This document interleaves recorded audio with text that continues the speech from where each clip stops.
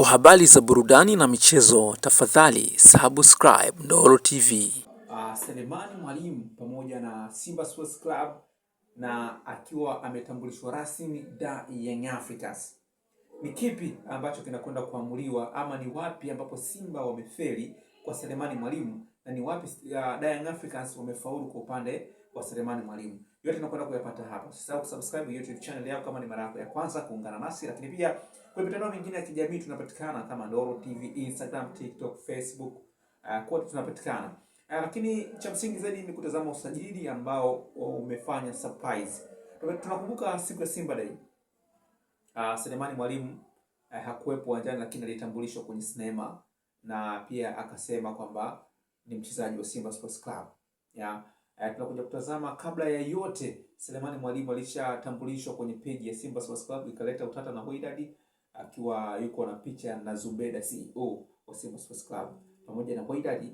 Baada ya kuipata ile taarifa, na wao wakatoa taarifa yao kuhusiana na mchezaji wao Selemani Mwalimu, wakatoa ufafanuzi mzuri tu kwamba Selemani Mwalimu bado ni mchezaji wa Wydad na pia ana mkataba na benchi la ufundi linamhitaji, lakini Simba wamemtambulisha kimakosa, na kama anamhitaji basi wafuate taratibu ambazo Wydad wanazihitaji.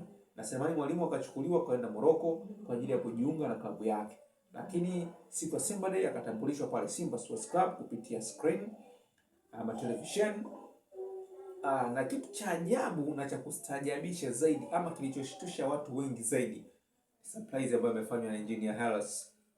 Kundi ama jopo la Engineer Hersi pamoja na GSM wamefanya baraa kubwa mno, wakaenda kuizunguka Simba Sports Club na kufanya, inaweza kuwa tunaita ni ukatili ama unyama uliopitiliza. Simba Sports Club wamemkosa Selemani Mwalimu, na Wydad wakiwa tayari wamekwisha kumalizana na Young Africans na wamekwisha kukabidhiana mali kwa pesa.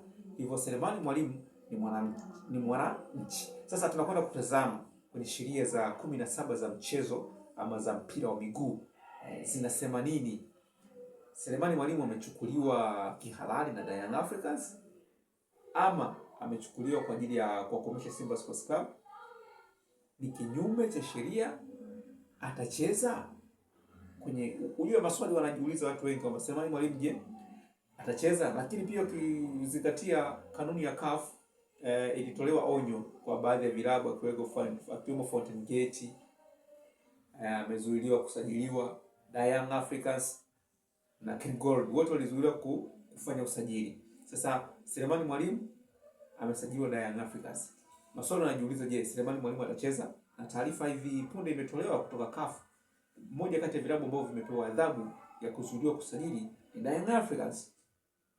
Sasa watu wanajaribu kujiuliza hilo. Sasa tunataka twende tukalidadavue hili swala likoje. Selemani Mwalimu kwa Young Africans, na huko alitambulishwa Simba, huko kabisha Morocco, huko kurudi tena Simba Sports Club, akatambulishwa siku ya Simba Day, huko kurudi karudia Young Africans. Mchezo bado unaendelea, na sio mara ya kwanza vilabu hivi vili kufanyiana vitu kama hivyo. Tunakumbuka Mbui Twitre, mchezo Chinchikota ulifanyika pale katika uwanja wa ndege.